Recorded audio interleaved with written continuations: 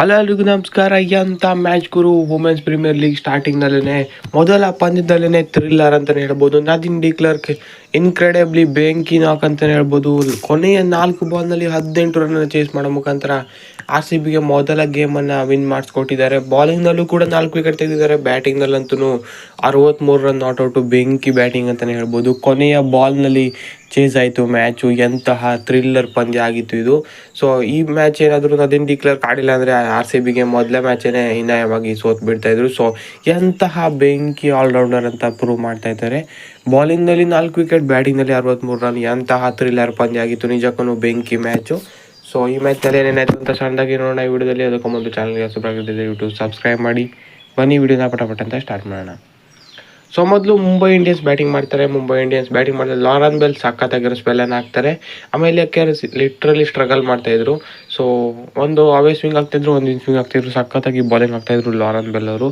ಕೇವಲ 3 ಓವರ್ನಲ್ಲಿ ಕೇವಲ 7-8 ರನ್ನೇನೋ ಕೊಟ್ಟಿದ್ರು ಅಷ್ಟೇ ಲಾರನ್ ಬೆಲ್ ಫಸ್ಟ್ ಸ್ಪೆಲ್ಲಲ್ಲಿ. ಸಖತ್ತಾಗಿರೋ ಬಾಲಿಂಗ್ ಆಗಿತ್ತು. ಸೊ ಆಮೇಲೆ 15 ಬಾಲ್ನಲ್ಲಿ 4 ರನ್ ಹೊಡೆದು ಔಟ್ ಆಗ್ತಾರೆ. ಸ್ಟ್ರಗಲ್ ಮಾಡ್ತಾಯಿದ್ರು. ಸೊ ಬೆಲ್ಲೆ ಅವರನ್ನು ತೆಗಿತಾರೆ. ಅದಾದ ಬಳಿಕ ನೈಟ್ ಶಿವರ್ ಬ್ರಂಟ್ ಕೂಡ ನಾದಿನ್ ಡಿ ಕ್ಲರ್ಕ್ಗೆ ಔಟ್ ಆಗ್ತಾರೆ. ಸೊ ಅದಾದ ಬಳಿಕ ಒಂದು ಪಾರ್ಟ್ನರ್ಶಿಪ್ ಬೇಕಿತ್ತು, ಅದನ್ನು ಹರ್ಮನ್ಪ್ರೀತ್ ಕೌರ್ ಮತ್ತು ಕಮಲಿನಿ ಮಾಡ್ತಾರೆ. ಸೊ ಒಳ್ಳೆ ಪಾರ್ಟ್ನರ್ಶಿಪ್ ಬಿಲ್ಡ್ ಆಗ್ತಾಯಿತ್ತು. ಇದನ್ನು ಬ್ರೇಕ್ ಮಾಡಿದ್ದು ಶ್ರೇಯಾಂಕ ಪಾಟೀಲ್ ಅವರು. ಕಮಲಿನಿ ಅವ್ರನ್ನ ಬೌಲ್ಡ್ ಮಾಡ್ತಾರೆ. ಸೊ ಅದಾದ ಬಳಿಕ ಹರ್ಮನ್ಪ್ರೀತ್ ಕೌರ್ ಕೂಡ ನಾದಿನ್ ಡಿ ಕ್ಲರ್ಕ್ಗೆ ಔಟ್ ಆಗ್ತಾರೆ. ಸೊ ಸ್ವಲ್ಪ ಕೊಲ್ಯಾಪ್ಸ್ ಆಗಿತ್ತು ಅಂತಲೇ ಹೇಳ್ಬೋದು ಮುಂಬೈ ಇಂಡಿಯನ್ಸ್ ತಂಡ. 67ಕ್ಕೆ 4 ವಿಕೆಟ್ ಕಳೆದುಕೊಂಡಿತ್ತು. ಒಳ್ಳೆ ಫಿನಿಶ್ ಬೇಕಿತ್ತು. ಸೊ ಆ ಕೆಲಸವನ್ನು ನಿಕೋಲಾ ಕ್ಯಾರಿ ಮತ್ತು ಸಂಜೀವನ ಸಂಜನಾ ಮಾಡ್ತಾರೆ. ಯಾಕಂದರೆ ಬೆಂಕಿ ಪಾರ್ಟ್ನರ್ಶಿಪ್ ಬರುತ್ತೆ ಇವರಿಬ್ಬರ ನಡುವೆ. ಸೊ ನಿಕೋಲಾ ಕ್ಯಾರಿ 40 ರನ್ ಹೊಡೆದ್ರೆ ಸಂಜನಾ 45 ರನ್ನನ್ನು ಹೊಡಿತಾರೆ. ಸೊ ಈ ಇಬ್ಬರ ವಿಕೆಟನ್ನು ತೆಗೆದಿದ್ದು ಅಂದರೆ ನಾದಿನ್ ಡಿ ಕ್ಲರ್ಕ್ ಅವರೇ. ಸೊ ಎಲ್ಲ ಕಡೆ ನಿನ್ನೆ ನಾದಿನ್ ಡಿ ಕ್ಲರ್ಕ್ ಅವರ ಹೆಸರನ್ನೇ ಬರ್ತಾಯಿತ್ತು. ಸೊ ಆ ಲೆವೆಲ್ಗೆ ಬ್ಯಾಟಿಂಗ್ ಮತ್ತು ಬೌಲಿಂಗ್ ಎರಡನ್ನೂ ಕೂಡ ಮಾಡ್ತಾರೆ. ಸೊ ಒಂದು ಹಂತದಲ್ಲಿ ಮುಂಬೈ 110-120ಕ್ಕೆ ಅಷ್ಟೇ ಸಾಧ್ಯವಾಗುತ್ತೆ ಅನ್ನೋಷ್ಟರಲ್ಲಿ 154 ತನಕ ಪುಷ್ ಮಾಡಿದ್ರು. ಸೊ ಇದಕ್ಕೆ ಕಾರಣ ಅಂದರೆ ನಿಕೋಲಾ ಕ್ಯಾರಿ ಮತ್ತು ಸಂಜನಾ ಅವರ ಪಾರ್ಟ್ನರ್ಶಿಪ್ಪು. ತುಂಬಾ ಕ್ಯಾಚಸ್ಗಳು ಡ್ರಾಪ್ ಆಯಿತು. ಸೊ ಇವರಿಬ್ಬರು ಪಾರ್ಟ್ನರ್ಶಿಪ್ ಮಾಡಬೇಕಾದ್ರೆ ಸೊ ಅದು ಸ್ವಲ್ಪ RCBಗೆ ಕಾಸ್ಟ್ ಆಯಿತು. ಸೊ ಇದು ಫುಲ್ಲು ಗೇಮನ್ನೇ ಕಾಸ್ಟ್ ಆಗುತ್ತೆ ಅಂತ ಒಂದು ಲೆವೆಲ್ಗೇನೆ ಅನಿಸ್ತು. ಯಾಕಂದರೆ 150 ತುಂಬಾ ದೊಡ್ಡ ಟಾರ್ಗೆಟ್ ಅಂತಲೇ ಅನಿಸಿತ್ತು. ಸೊ ಸ್ಪಿನ್ ಕೂಡ ಸಖತ್ತಾಗಿ ಬೀಳ್ತಾ ಇತ್ತು ಆ ಪಿಚ್ನಲ್ಲಿ. ಸೊ ನಂತರ 155 ಟಾರ್ಗೆಟನ್ನು ಬೆನ್ನತ್ತಿದ್ದು RCB ತಂಡಕ್ಕೆ ಬೆಂಕಿ ಆರಂಭ ಅಂತಲೇ ಹೇಳ್ಬೋದು. ಡಮರ್ ಡಿಮಿರ್ ಬ್ಯಾಟಿಂಗು. 3 ಓವರ್ಗೆ 40 ರನ್ ಆಗಿತ್ತು.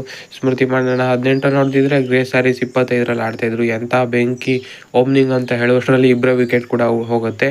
ಸೊ ಗ್ರೇಸ್ ಹ್ಯಾರಿಸ್, ಸ್ಮೃತಿ ಮಂದಣ್ಣ, ಶಬ್ನಮ್ ಇಸ್ಮಾಯಿಲ್ ಅವ್ರಿಗೆ ಕ್ಯಾಚ್ ಕೊಟ್ಟು ಔಟ್ ಆದರೆ, ಇನ್ನು ಗ್ರೇಸ್ ಹ್ಯಾರಿಸ್ ಕೂಡ ನಾಟ್ಸಿವರ್ ಬ್ರಂಟ್ ಅವ್ರಿಗೆ ಔಟ್ ಆಗ್ತಾರೆ. ಸೊ ಇದರೊಂದಿಗೆ 47ಕ್ಕೆ 2 ವಿಕೆಟ್ ಕಳೆದುಕೊಂಡು ಇಂತು ಅನ್ನುವಷ್ಟರಲ್ಲೇ ರಪ ಅಂತ ವಿಕೆಟ್ ಹೋಗಿಬಿಡತ್ತೆ. ದಯಾನಂದ್, ಹೇಮಲತಾ, ರಿಚಾ ಘೋಷ್ ಮತ್ತು ರಾಧಾ ಯಾದವ್ ಪಟಪಟನೆ ಔಟ್ ಆಗ್ತಾರೆ. 65ಕ್ಕೆ 5 ವಿಕೆಟ್ ಕಳೆದುಕೊಂಡು ಬಿಡುತ್ತೆ RCB ತಂಡ. ಇನ್ನೇನು ಮ್ಯಾಚೇ ಹೋಯಿತು ಅಂತ ಒಂದು ಕಡೆ RCB ಫ್ಯಾನ್ಸ್ ಫೀಲ್ ಮಾಡ್ಕೋತಿದ್ವಿ ಖಂಡಿತವಾಗ್ಲೂ. ಸುಳ್ಳಂತೂ ಹೇಳಲ್ಲ. ಯಾಕಂದರೆ 65ಕ್ಕೆ 5 ವಿಕೆಟ್ ಕಳೆದುಕೊಂಡಿದ್ದು, ಇನ್ನೂ 100 ಗಟ್ಟಲೆ ರನ್ ಬೇಕಿತ್ತು. ಸೊ ಒಂದು ಪಾರ್ಟ್ನರ್ಶಿಪ್ ಬೇಕಿತ್ತು. ಅದನ್ನು ಅರುಂಧತಿ ರೆಡ್ಡಿ ಮತ್ತು ನಾದಿನ್ ಡಿ ಕ್ಲರ್ಕ್ ಮಾಡ್ತಾರೆ. ಆಲಿಸ್ ಪೆರಿ ಇಲ್ಲದೆ ಇರೋದು ನಿನ್ನೆ ಕ್ಲಿಯರಾಗಿ ಕಟ್ಟಾಗಿ ಗೊತ್ತಾಯಿತು. ಮಿಡಲ್ ಆರ್ಡರ್ ನಾನು ಹೇಳಿದ್ದೆ ಹೋದ ವಿಡಿಯೋದಲ್ಲಿ. ಸೊ ಒಬ್ಬರು ನಿಂತ್ಕೊಂಡು ಆಡಬೇಕು ಮಿಡಲ್ ಆರ್ಡರ್ನಲ್ಲಿ, ಆ ಥರ ಇಲ್ಲ, ಎಲ್ಲ ಡಮರ್ ಡಿಮಿರ್ ಆಡೋರೇ ಇದ್ದಾರೆ ಅಂತ. ಸೊ ಅದು ನಿನ್ನೆ ಎಕ್ಸ್ಪೋಸ್ ಆಯಿತು. ಸೊ ಅದಾದ ಬಳಿಕ ಅರುಂಧತಿ ರೆಡ್ಡಿ ಮತ್ತು ನಾದಿನ್ ಡಿ ಕ್ಲರ್ಕ್ ಅತ್ಯುತ್ತಮವಾದ ಪಾರ್ಟ್ನರ್ಶಿಪ್ ಮಾಡ್ತಾರೆ. ಗೇಮ್ ಡಿಫೈನಿಂಗ್ ಪಾರ್ಟ್ನರ್ಶಿಪ್ ಆಯಿತು ಇದು. ಯಾಕಂದರೆ 52 ರನ್ಗಳ ಪಾರ್ಟ್ನರ್ಶಿಪ್ ಬಂತು ಇವರಿಬ್ಬರ ನಡುವೆ. ಸೊ ಅರುಂಧತಿ ರೆಡ್ಡಿ ಸ್ಟಾರ್ಟಿಂಗಲ್ಲಿ ಸ್ವಲ್ಪ ಕಾಂಟ್ರಿಬ್ಯೂಟ್ ಮಾಡಿದ್ರೆ ಆಮೇಲೆಲ್ಲ ನಾದಿನ್ ಡಿ ಕ್ಲರ್ಕೇ ನಿಭಾಯಿಸ್ಕೊಳ್ತಾ ಹೋದರು. ಸೊ 52 ರನ್ಗಳ ಪಾರ್ಟ್ನರ್ಶಿಪ್ ಆಗಿತ್ತು. ಇನ್ನೇನು ಇವರೇನೇ ಮ್ಯಾಚ್ ಮುಗಿಸ್ತಾರೆ ಅನ್ನೋಷ್ಟರಲ್ಲಿ ಅರುಂಧತಿ ರೆಡ್ಡಿ ಔಟ್ ಆಗ್ತಾರೆ. ಶ್ರೇಯಾಂಕ ಪಾಟೀಲ್ ಕೂಡ ಬೇಗ ಔಟ್ ಆಗ್ತಾರೆ. ಸೊ ಇದರೊಂದಿಗೆ ಮತ್ತೊಮ್ಮೆ ಸಣ್ಣ ಕೊಲ್ಯಾಪ್ಸ್ ಆಯಿತು. RCB ತಂಡ 121ಕ್ಕೆ 7 ವಿಕೆಟ್ ಕಳೆದುಕೊಳ್ತು. ಸೊ ಎಲ್ಲ ಜವಾಬ್ದಾರಿ ನಾದಿನ್ ಡಿ ಕ್ಲರ್ಕ್ ಮೇಲೆ ಬೀಳುತ್ತೆ. ಚೆನ್ನಾಗಿಯೇ ನಿಭಾಯಿಸ್ತಾರೆ. ಇನ್ಫ್ಯಾಕ್ಟು ಪ್ರೇಮ ರಾವತ್ ಕೂಡ 2 ಬೌಂಡ್ರಿ ಹೊಡಿತಾರೆ.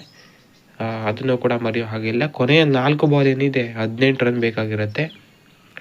ಯಾವ ಥರ ಆಡಿದ್ರು ಅಂದರೆ ಲಿಟ್ರಲಿ ಯಾರು ಕೂಡ ಅಂದ್ಕೊಂಡಿರಲಿಲ್ಲ ಅನಿಸುತ್ತೆ. 6-4 20 ರನ್ ಬರುತ್ತೆ ಲಾಸ್ಟ್ 4 ಬಾಲಲ್ಲಿ. ಅದು ಕೂಡ ಎಕ್ಸ್ಪೀರಿಯನ್ಸ್ ಇರೋ ನಾಟ್ಸಿವರ್ ಬ್ರಂಟ್ ಅವ್ರಿಗೆ ಹೊಡೆದಿದ್ದು ಅಂದರೆ ನಂಬೋಕ್ಕಾಗಲ್ಲ ಅಂತಲೇ ಹೇಳ್ಬೋದು. ಆ ಲೆವೆಲ್ ಬ್ಯಾಟಿಂಗು.